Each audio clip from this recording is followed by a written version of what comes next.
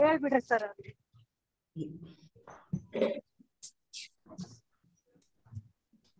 Can we have one round of introduction? Just the name and then, what you're doing. Good morning, ma'am. Myself, Saheli Chaudhary.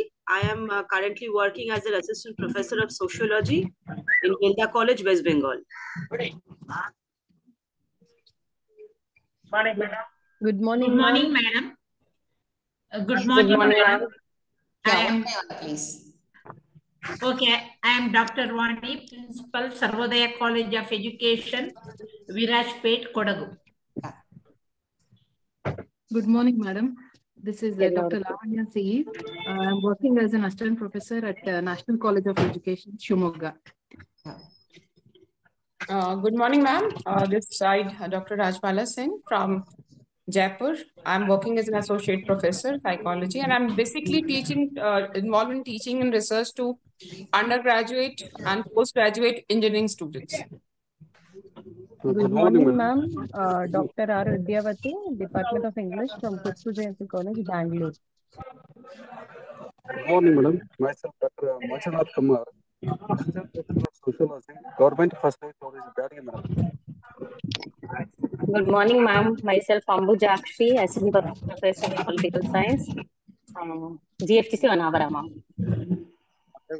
Good morning, ma'am. Myself, Samatha, Government First Aid College, Kalatu, Bangalore. Good morning, madam. Myself, Vinay Kulkarni, Government First Aid College, Nesargi, Belgaum District. Good morning, madam. Myself, Anita M. GFCC Kalgada, Physical Education Director, madam. Good morning, madam. I'm Dr. Apurva Biraj, GFDC Modigere, working as an assistant professor of English. Good morning, ma'am. Myself, Amrutha. I'm working as an assistant professor at NSS College of Japan, Kerala. Good morning, madam. Good morning, madam. I am Krishna, Government First Aid College, complete Ballar district, madam. Good morning, madam. Myself, Sundaresh, assistant professor, Department of Sociology, Bharati College, Barcelona. Myself, Dr. B.R. Jai Kumari.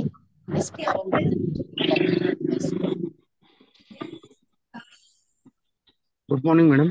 I am Dr. Srinivas, working as assistant professor, Government First Aid College, Annigiri. Good morning, madam. I am Swati Anand, Vivekananda Degree College, Bangalore. Good morning, ma'am. I am Nandini M. Hegde, Government Law College, Ramnagar. Good morning, madam. This is Ajanta from SRNM College, Satur in Tamil Nadu.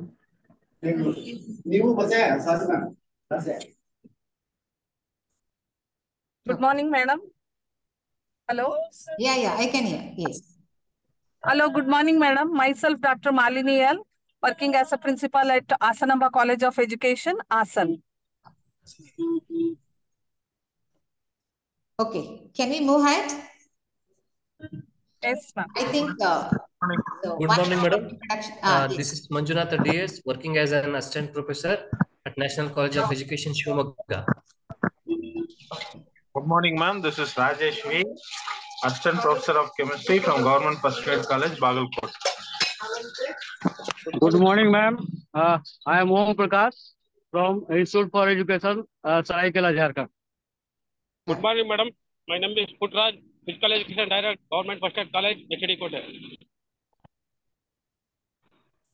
Good morning, madam. I am Dr. Shilpa HR, Principal, GFGC Honavar.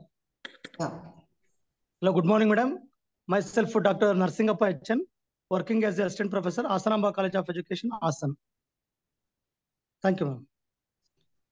Okay, so I think we have finished one round of introduction. So already Dr. Nanjindoswamy said that I'm going to talk about gender and empowerment. So can I ask how many of you, heard about the word gender and empowerment? Just, you can raise, here you can raise your hand, that's all. You can, yeah. Am I audible? Yes. Yeah. Madam. Yes. Yes, ma'am. Okay, so since it's going to be it's almost a lecture method. To some extent, it will be a interactory. If it is a physical thing, we could have what is it? Participatory methodology. So now, I'm going to here talk about what is the definitions of gender and then empowerment, and also difference between gender and empowerment, how both are cooperating with each other, and what are the similarities, all those things, and also some of the nomenclature that has been used in the gender by gender expertise. So we'll go to the next slide.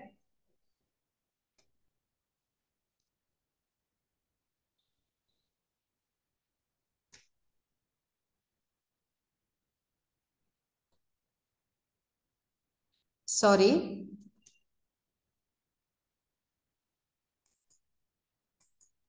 Yeah. See, we all know that is even as per the, some of the research, as per even the, natural thing, women do hold half of the sky. That's what we say. That meaning 50% of women are a population.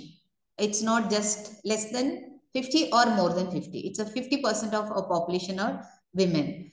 So then before I go to the the definitions of gender and all those things, I would just bring in a few statistics which talks about, I have only one slide about the statistics regarding this livelihood of the women. So women accounts for 67% of the working hours compared to men, and but what they earn is only 10% of the world income, but they own only 1% of the world's property. So this is the disparity which we are seeing now at present, both outside as well as within the family. So 70% of the women and girls are the poor compared to men. So, and also we also discuss about the gender gap index of India. Gender gap index, in the sense, this is one of the statistics which is both by government as well as by the UN organizations, which talks about in the gender gap index what happens. Our country has been slipped from 28 to 2012, from 2018 to 2020. So, and also the report which talks about is 48% of the population are ranked when it comes to economic participation's opportunity. The India ranks 149 in the economic participation and opportunity, and 112 in the educational attainment, where the girls get into the higher educations or retention in the higher educations. And also when it comes to the health survival, it is only 150. It's almost this is within the what we call third world country or developing countries. So it comes almost, but compared to South Asian countries, slightly India is better than South Asian countries.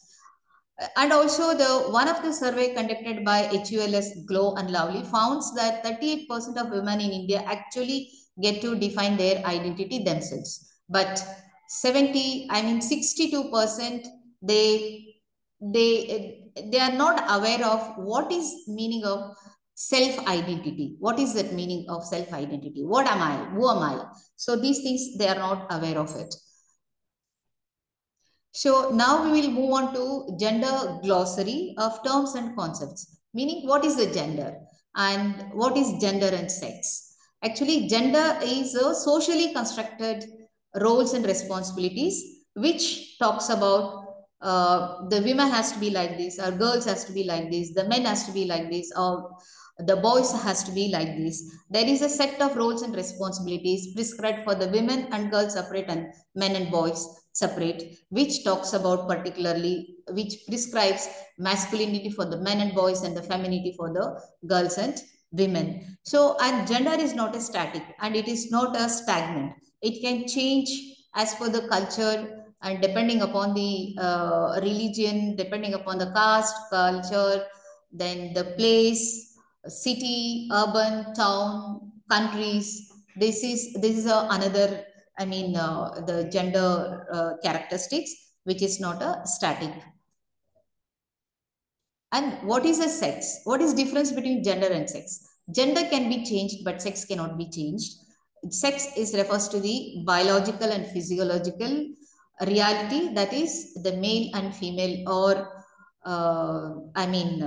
this is a female and this is a male, where they are physically, born and biologically with genital organs, which is different, but other organs are which is similar. So which cannot be changed unless nowadays, I have no idea how many of heard about this LGBTQ, which is a sexual minorities. There are, transgender who can change their gender identities. Other than that, naturally, it is highly impossible. It will not change at all. Then we'll come to what is gender discrimination. This is any distinction or exclusions or restrictions made based on the sex. The male, as already I said, roles and responsibilities. Likewise, even though there is a restriction for girls and women and men and boys, whereas women and girls are not included in the, for example, in the decision making within the family. In most of the, cultures, even most of the families, most of the communities, women are not allowed to make any decision along with their male counterparts. So therefore, this is called gender discrimination. Why it is called gender discrimination? Because of the difference between the women and men, the way that we have to behave, the way we have to, stay, the way we have to discuss all those things, even kind of a study, what kind of a study parents decide for the girls and the boys. So these are the, we call these are discriminations. And because these discriminations generally impairs or has an impact on the development and overall development of a girls and a boys, both. So when we call here gender, most of the time when we say gender, people think gender is only for women. No, it is not gender is only for women.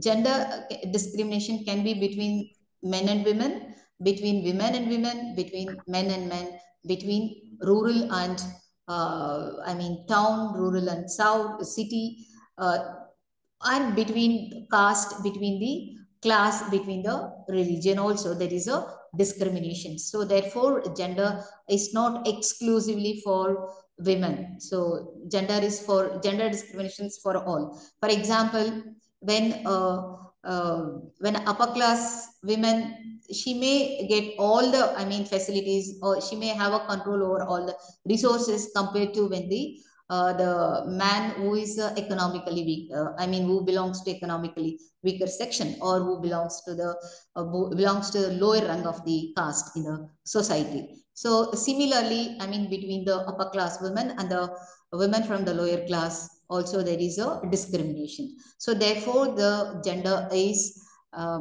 discriminations can be between men and men, women and women, and women and men, and also between the caste, class, and the religion and ethnicity. So what is the difference between gender discrimination and gender bias? See, gender bias is decision is made based on the gender bias. Like generally what we do at home, most of the time, now there is a changes. I don't deny that there is no change.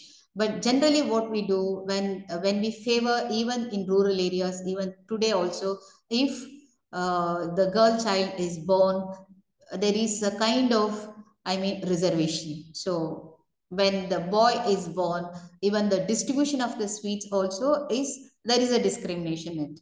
So in most of the places, in rural area, I'm talking about rural area, if they distribute a jalebi, then it is they're not happy with the girl child. And if they distribute, I mean, laddu, all those things, then they are happy with the boy child. For boy child, they will distribute. So this is, I mean, gender bias is favoring one gender and not favoring another gender, which results again in the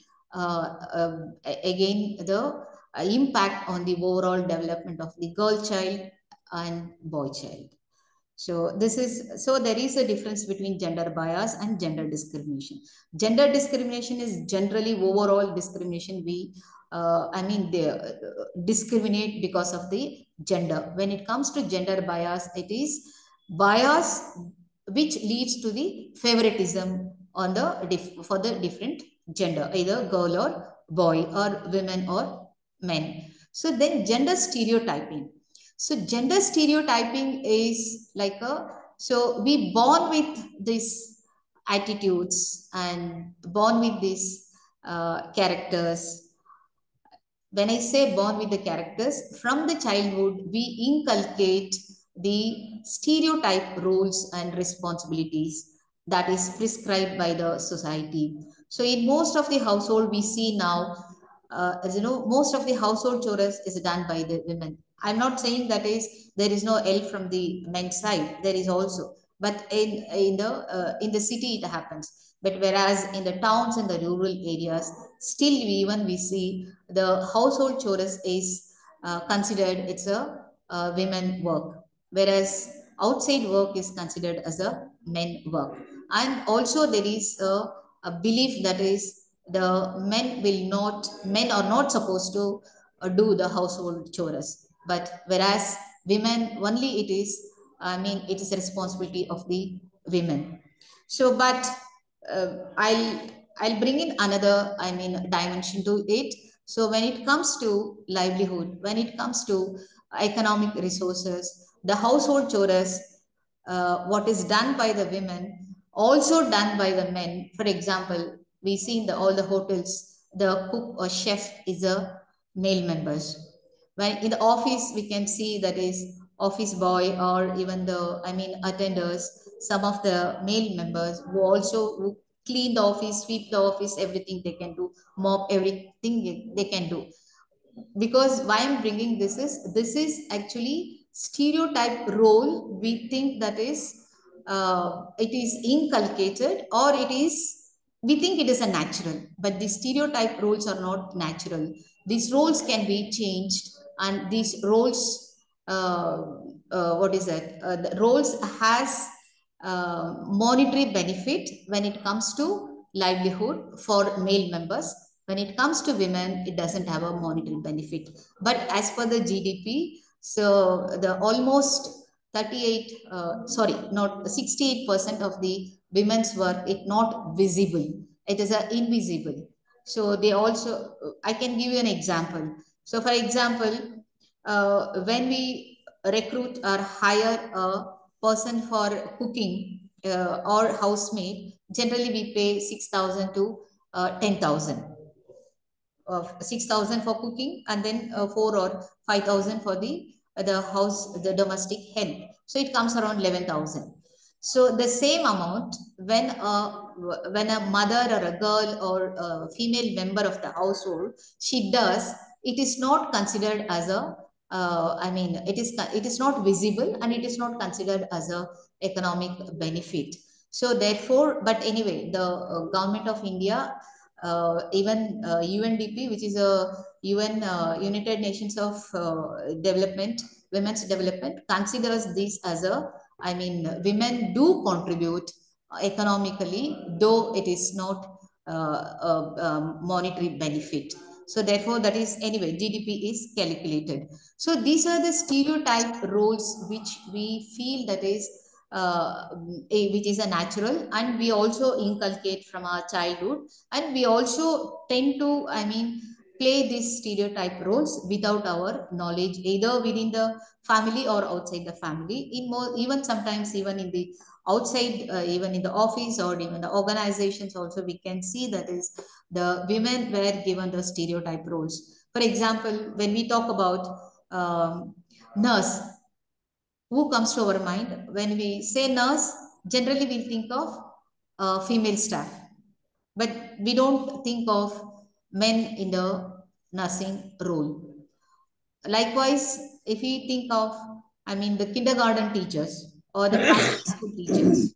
So primary school teachers, the kindergarten teachers, are most of them are, I mean, staff. So because the stereotype role that was, I mean, played at home is also played outside the house for the same role where we recruit women than the male members. So this stereotype role, I mean, this stereotype role can be changed. Male members also can become a nurse. There are male members, nurses are there, but by and large it is women. But if you look at in all in India, even for that matter, outside India also, when it comes to kindergarten or primary school, most of the, I mean, 90%, 95%, it's a I mean, female teachers. Why we feel female teacher? Because they care more than the male. That is not so. So this is a by practice. I said stereotype. Stereotype is again we inculcate and also we behave as stereotyped roles and responsibilities. Therefore, we feel that is, yeah, men cannot care the children. It's not so. Men also can care the children's, because it's all by practice. It comes by practice. So gender socialization, which is another, I mean, term which is used in a gender arena. So this is actually what happens. Like already I've said, stereotype and socialization are almost similar, because the stereotype roles from the childhood we were told that is you have to behave like that. I mean, male child has to behave like that, female child has to behave like that. So what happens, we socialize it. In socialization happens from the childhood onwards. So we tend to think that is, yeah, I mean, I have to behave like this, I have to be very what is it, very most of the time, even nowadays adults and girls, they'll never eat properly, thinking that they have to be very slim, they have to be what is it, they should not put on weight, because we say that is, so you have to be slim before marriage, you have to be very beautiful, all those things. These are all stereotype, I mean, things that we socialize from the childhood. And likewise, even though for boys, we tend to say that is, oh, you are a man, you are going to become a man, so you have to be macho. So these are the stereotype, I mean, roles is socialized from our childhood onwards. Why I'm bringing it here, this is this socialization tend to impact on the development of the girls or boys. For example, I can bring in here is an example. So this socialization, what happens when we say that is boys has to be macho, or they have to be, nowadays they all say, I mean, what is that? As you know, muscles, six pack, all those things. So they tend to believe that, yeah, the boys has to be always have has to be machos and to be, I mean, I have to have the six packs things. So they tend to, I mean, visit gym more. I'm not saying it is not wrong, but focus more on that. And what happens when they are in the college or outside, they tend to tease the girls, thinking that I can do anything because I'm a man. So that's attitude develop from the childhood onwards. That is called socialization. And we also see nowadays, I mean, across world, every 5 minutes there is a one rape, and in India every half an hour there is a one rape and child sex abuse. Every out of every four, this is, I mean, 6 year, I mean, 2011-12 NFHS data, what I'm quoting it, I may be wrong also. the present data I'm looking it, but still I didn't get the data. I'm quoting the earlier data itself. So every out of 4, one child is sexually abused.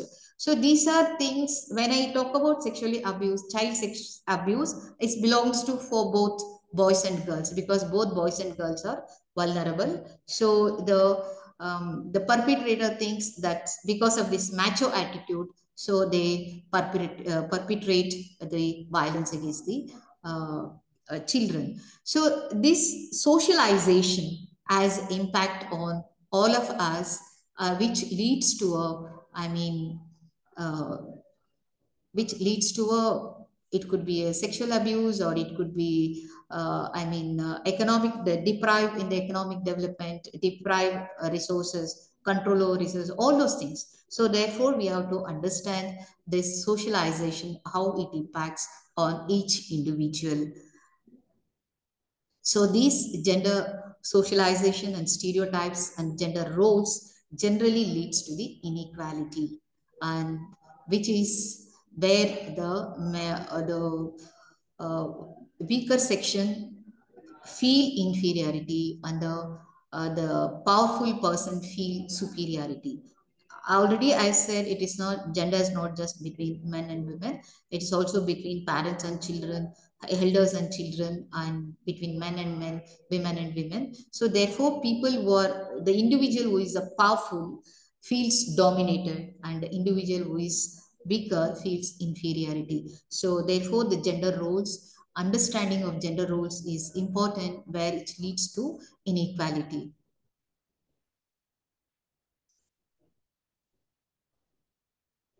So gender norms, it's almost similar, gender norms and gender roles and responsibilities, because the roles and responsibility that were prescribed, that has been, have, and in future also it will be there. So because one of the studies says that is, it'll take almost another 400 years to bring in gender equality and equity, so in different arenas. So therefore these gender norms, these roles and responsibilities and stereotype roles and responsibilities which are we have socialized, leads to the norms. It's a norm, so it is a normal, so it's a natural. So gender norms are not natural. So this is again, it is prescribed by the patriarchy ideology. So therefore there is a slight difference between gender norms and gender roles and responsibilities. When we say the norms, in most of the organization we do have a rules and regulations. So these gender roles and responsibility, what happens if there is no norms and rules, then gender roles and responsibility cannot be prescribed or cannot be enacted. So therefore the norms are very important, which which ensures that gender roles and responsibilities are played as per the patriarchy ideology or norms. So these are these gender norms are some kind of a standards, and society and community, even family, expects us that is gender identity which conforms, and also it is not similar in all the societies or similar in all the community, or it is equal in all the family households. It varies from place to place, varies from religion to religion, and caste to caste, or class to class. So therefore it is not a same hold everywhere. And gender blindness, why we call it gender blindness? See, we fail to recognize these gender norms, gender roles and responsibilities. So when we plan any program or any projects, in any context, it could be in economic context or it could be in political context. When I say economic context, what happens? We don't consider women while planning the programs or while planning the projects, or we don't, there is no participation by the women in the decision making. So therefore it becomes gender blindness. So we blindly plan the program or develop the projects, implement the project without considering the women's, inequality or women, the discrimination against the women. So therefore, if we have to consider, so if you don't consider, it is called gender blindness. It could be because unequal structure. I can give you an example. All of us know that is Narega. Narega, all of you heard about it. In the rural areas, 100 days working day is given to the wages when there is no work in the field for them. So what happens? It is under Gram Panchayat. Gram Panchayat actually has to consider both women and men equal wages and has to provide equal wages and bring them on the same platform to work. So there what happens? Most of the time they allot the budget for the men workers, and also they consider only the digging of the, desilting or repairing bunds, these kind of works where most of it's not that women cannot do, but this is gender blindness, because all of us we think that is only the men can do all these works like desilting, and then repairing the bunds, and constructions of the any government buildings within the panchayat level. So where the women are used only to carry the bricks or whatever it is, but men play the role of kind of a maestries, or it's called maestries in Kannada here. So I don't know in other states what do they call, because men take lead role and then make the women work. These kind, so there the women are not considered as a equal wage worker on her counterpart of the man. So therefore, so we have to consider women also equally or on par with the men when it comes to both work as well as wages. So this is, we are trying to forget those. So therefore it is called gender blindness. Can I go ahead if there are any doubts? So if you have any doubts, you can stop in between and you can raise if you have any questions. Can I go ahead? Yes, ma'am. Yes, ma'am. Yeah. So it is again gender-based constraints. So because we have already, talked about gender discrimination, gender bias, these gender-based constraints. So constraints, when I say, for example, women farmers may not get the, title of the land. Only men farmers will have the land on their name. So what happens if she want to go for a loan? Because the land is not on her name, she may not get the bank loan. So this is a constraint. The other constraints are within the family. We can see most of the time is, after birth, what happens? The women tend to take a break almost for 3 to 5 years. Some of them, they, immediately after 6 months, they rejoin their work. So the childbirth, I'm not saying childbirth is bad or, whatever it is. But these childbirth constraints women to spend a full potential in her career life. So she has to take a break.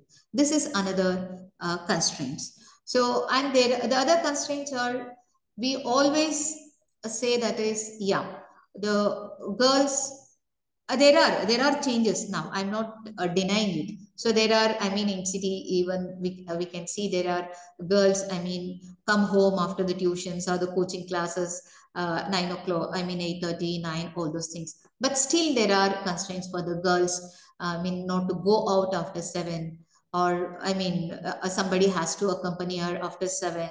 if you want to go for any coaching class or any anywhere, this is that the same constraint is not there for boys. So these gender constraints actually has impact on girls' development, even for that matter, boys' development.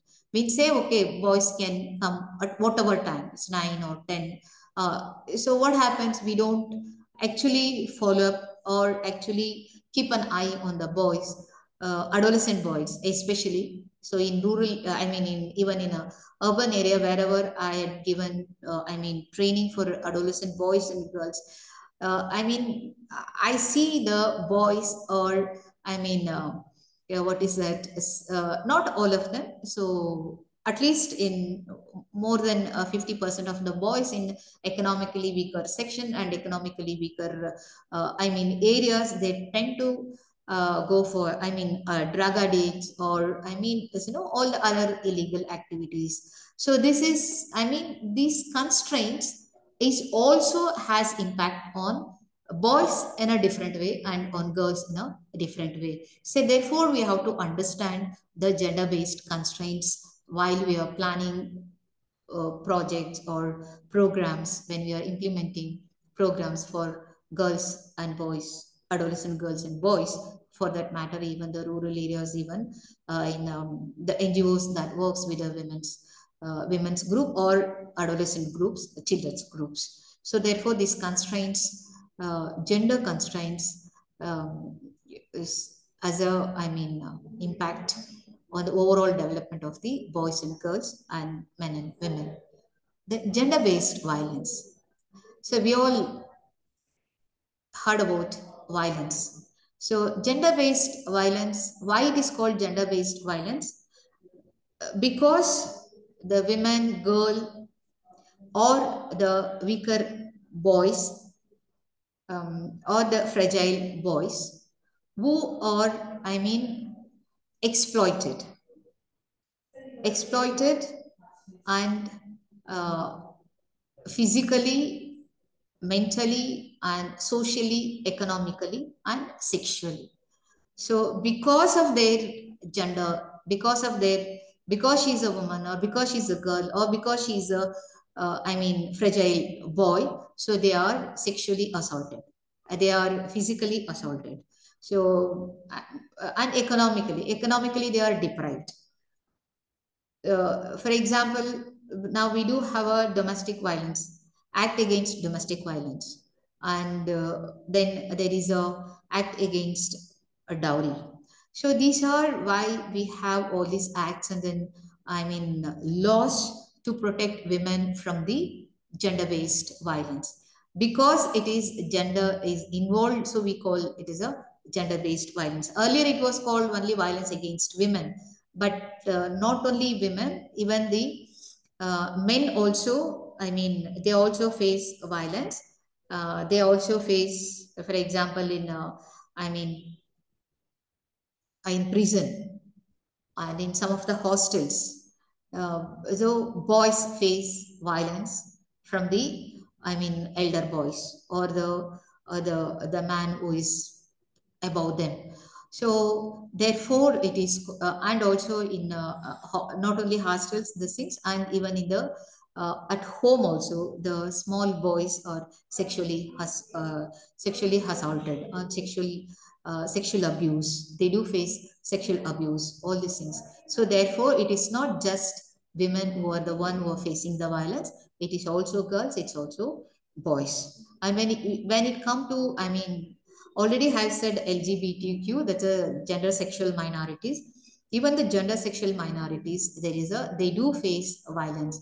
For example, transgender. Transgender do face a lot of violence when they are in the street, or when they are in the, within their group or outside their group. So therefore, the word is coined as gender-based violence. Here anyway, I have said only gender violence against women, but it is violence against women, girls, as well as the boys and the transgender. We all know gender-based sex selections.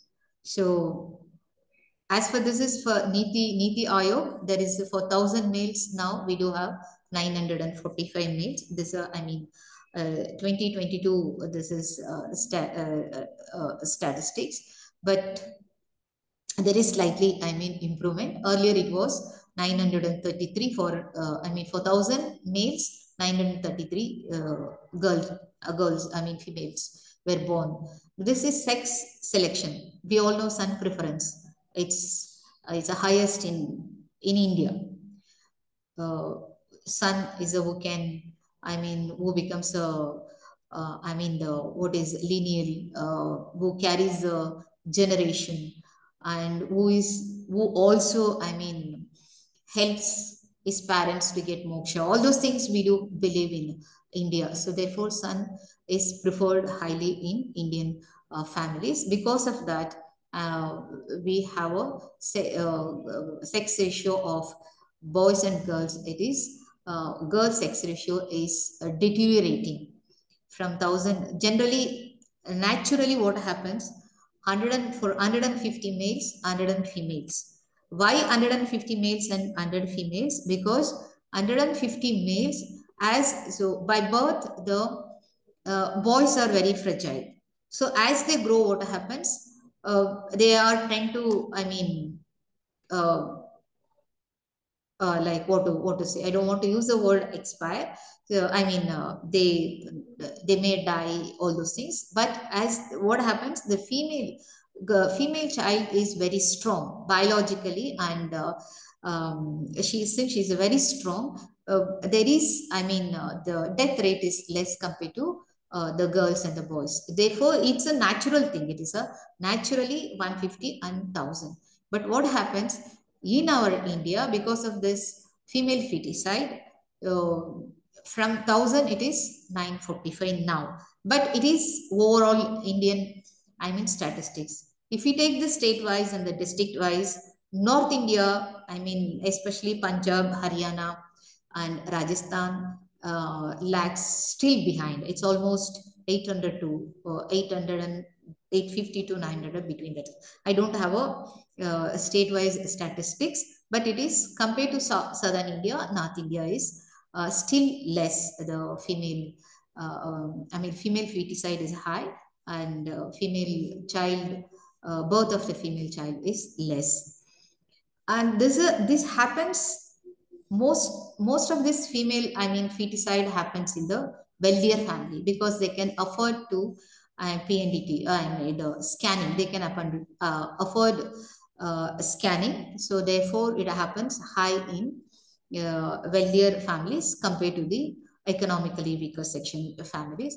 But in economically weaker section family, what happens? They, because of the son preference, the women tend to give birth to, I mean, continuously. If she has a 3 girl child, 4 girl child, they will wait for the boys until the, I mean, it could be 1 or 2 or 3 or 4 female child before, I mean, till they get the boy baby.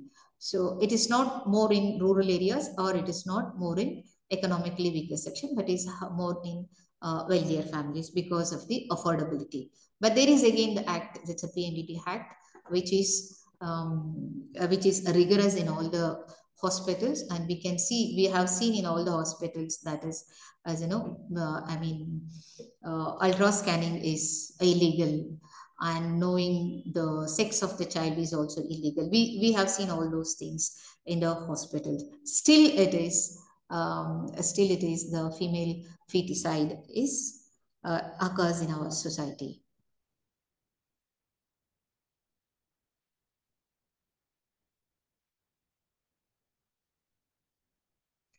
So now what we have to do is, now we have seen all this gender discrimination, gender bias, gender stereotypes, roles, and these stereotype roles we have socialized from the childhood. And we have seen there is a violence because based on their gender. Because of the gender, there is a lot of constraints for anyone's development. So now what we have to do? So then we have to have we have to bring in the gender parity, gender equality. So there is a difference between gender parity and gender equality. Gender parity is the word used in where the number is concerned, when they do the statistics. So disaggregated data we have to have a, unless we have a disaggregated data, so we will not know. So what is the, how far the women is discriminated, or how far the, for example, the education statistics we will not get if we don't have a gender disaggregated data. Now we know that is till primary and then high school, because of the RT, right to RT, right to education. All the children are enrolled in the schools till the 14 years, both boys and girls. As they move higher, there are dropouts by the girl children. So in rural areas, it's a high compared to town and city. This is because we will not know if we don't have this numerical concept to get the statistics, where whether there is a equal opportunity is there for both boys and girls. Then when there is there equal opportunity to allocate the resource. So these things we will get to know only when we have this concept of gender parity, where the numbers are included, numbers are numbers are taken. Then gender equality. So gender equality is, that is equal power and opportunities that's given to both men and women, and both are free to enhance their personal abilities and make choices without any limitations, without stereotypes or rigid gender roles or prejudice. So that is, we call it as a equality. So there is, for example, in all the government offices, even in the autonomous body, even in the MNCs, other organizations, there is equal opportunity for both men and women to work in that particular area if they have the same qualifications. That's we call equality. What is gender equity? So gender equity is equality is treating everyone equally. But whereas equity is treating everyone equally and also considering their constraints and their disabilities. When I say disability, it's not a physical disabilities, and understand their situations. Women's situations and the men's situations. For example, what happens?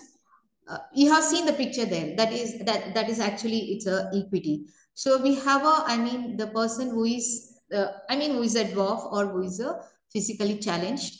So who want to be equal with with his or her counterparts.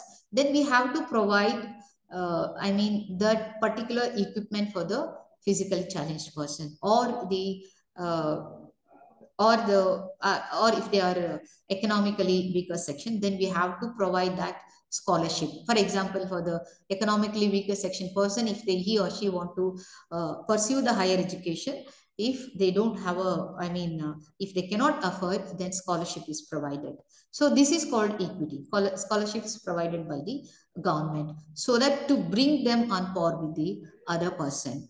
So, and also, for example, the other example is like so when I was with Maila Samakhya, when we used to work in the rural areas, we used to actually involve women in the discussions and consider their their decision and their choice. For example, what happens in the rural areas generally, if the government want to set up or install a bore well, generally wherever they sometimes they listen to the village head. Wherever the village head suggests, they install the bore well or tap. But the women decision is not taken there. Our women word is not considered there. But what happens, it has impact on the women. She's the one who carries generally the water. She has to walk all the way wherever the tap is there or the borewell is there. But in our, in our program, what we used to do is we used to consider women's decision and women's participation, the equal participation, so that she will decide where the tap can be installed or where the borewell can be done. So this is called the equity. The equity is considering women's or the weaker sections, voice, choice, decision making is also involved in it. And also we use the word fair and positively addressing bias. Positively addressing bias in the sense, the bias which is there that we have to take into consideration and consider based on that bias, the women or girls or boys should be given a chance to be part of it.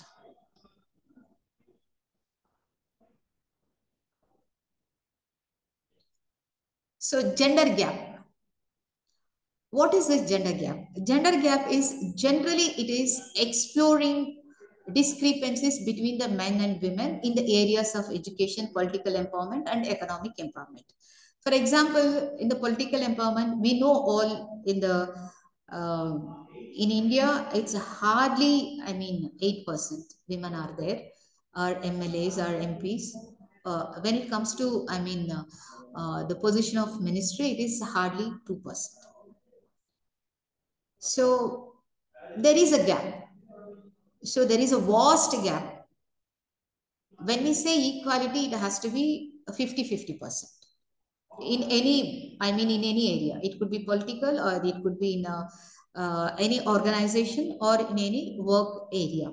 So, but it is not there. So we have to find out what is the gap. Why is this gap? Why is this gender gap? Why women are not in politics? Why more women are not in politics? Why only men are there in more politics? No doubt, in Karnataka, we have 50% for Panchayat Raj. So even then, even there is 50% women's participation in the local governance. Still women are, I'll come to that, the next thing when it comes to empowerment. But no, there is a 50% political participation is given in Karnataka for the at the Gram Panchayat level for the women. But there is no gender gap there. So that is equal participation is there. But it is not there when it comes to even in all the parties, even all the political parties, it's hardly 2%, the less than 2% in ministers positions and only 8% in across the party, these things. So why this is gap? So we have to identify these gender gaps. That's called gender gaps. Why women are not on par with men in the political arena. For example, even the economic area also. So we can see there are a lot of, when compared to leaders, it could be CEOs or COs or officers. I'm not talking about the IS officer. There are almost, there is, when it comes to IAS in all the, state, there is almost equal this thing. Women are there. But in other positions, the leadership positions, all the leadership positions, it's most of it occupied by the men or the male population. But women population or women leaders are very less. Why it is that? So we have to identify what is gender gap. What does that prevents women to become a leader in any organization or in any companies? So this we have to explore it. So unless we explore this gender gap, we cannot, bring women on par with the, women leaders on par with the men leaders. So that is another nomenclature where we have to think about in the gender, when we talk about gender. So gender equality programming, this is gender equality program is which encompasses strategies to achieve equality and gender mainstreaming. For example, and also gender-based prevention and response to gender-based violence. For example, when I say, I mean, to prevent gender-based violence, we do have a number of acts and laws. So that is legally it is there, but we have to think about it while protecting or while looking at the safety of the women, girls, and the younger boys. Then how we are going to use this gender equality or include gender equality in the program or projects, while one is the while planning and the other one is the while implementing it. So therefore, this gender equality, bringing in the concept of gender equality in either a program or projects or I mean any other thematic areas, it becomes a very important. I can bring again my field experience where I worked with women in sex work. So generally, what happened? The national, we all heard about NACO. NACO just focuses on prevention of HIV/AIDS by providing practical need. I'll talk about practical need later. So by providing only the condoms and then providing treatment for the a highly risk population. So, but the NGO where I worked, so we thought about it. So we have to, address the vulnerability of women, address vulnerability of the girls, why they are into sex work, why girls are trafficked. So then we used the, framework of gender and empowerment framework, where we sensitized women and girls why they are vulnerable and what is the patriarchy ideology and why they have to understand the patriarchy ideology and why they have to raise consciousness about themselves. Then planning programs accordingly. Then we do had four committees. One committee which is called Rapid Response Committee, where it used to address the violence against the women in sex work or the girls. So provide the end-to-end solution, legal solution, medical solution, and also economical solution for them so that they will not become vulnerable to the violence that they face every day. So this is how, when we plan a program or plan a project, we have to bring in this gender concept, look at the program and the project with a gender lens so that we can able to protect their rights and also able to reduce their vulnerability to the violence and also other harmful antisocial activities. Because of that, they could able to, when they were sensitized, when they were raised awareness about themselves, they were able to prevent 200 girls from the trafficking. So 200 girls prevent in a year. Every year they used to prevent 200 plus girls before they are hijacked by these pimps. So therefore, it is important for us to look at the programs and the projects with a gender lens. To our end product should be the bringing in gender equality with them, and also empowerment, which protects their human rights.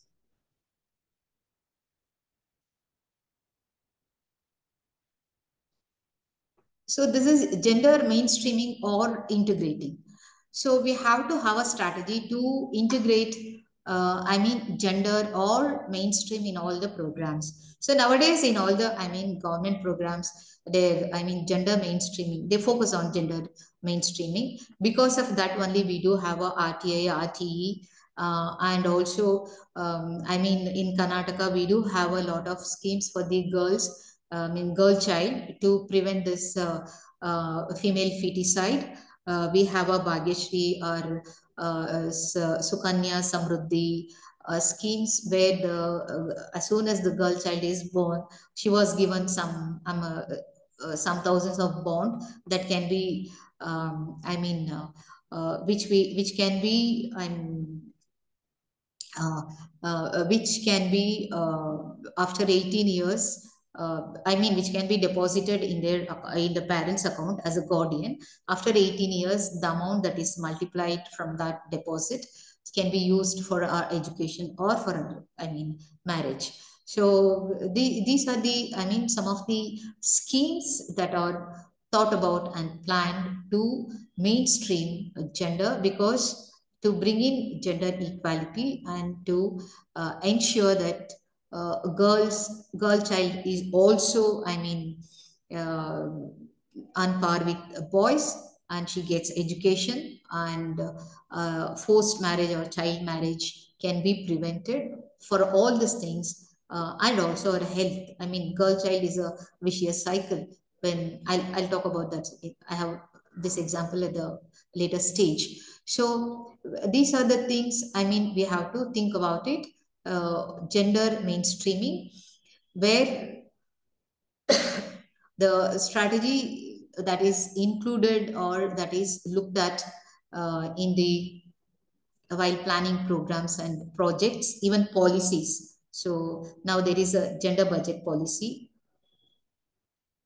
There is a gender budget policy, and there are other benefits, schemes for to encourage girl child to uphold her education, all those things. So it is, and this is also a strategy which that makes girls and women, boys and men, to experience that is, as you know, what is it, integral part of it, which can be designed, which can be implemented, and which can be monitored and evaluated, so that once the project or program is planned and implemented, if we have the steps like once it is implemented, we do have a baseline and an endline surveys, and also we do have a monitoring evaluation factor that has included in it, so that we will know that is whether our program is encompasses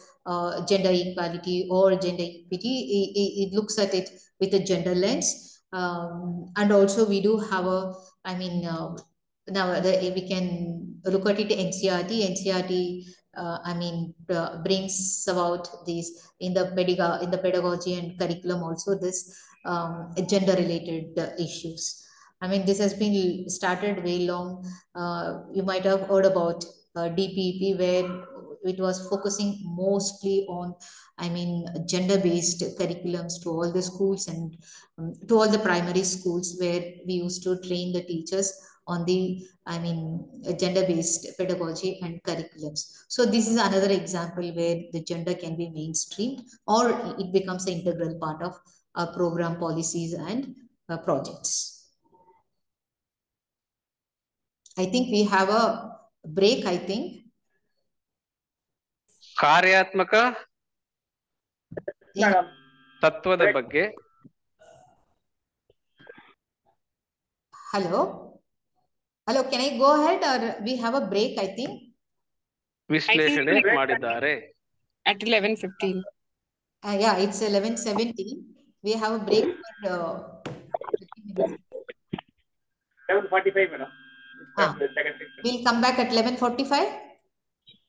Yes, ma'am. Okay, madam.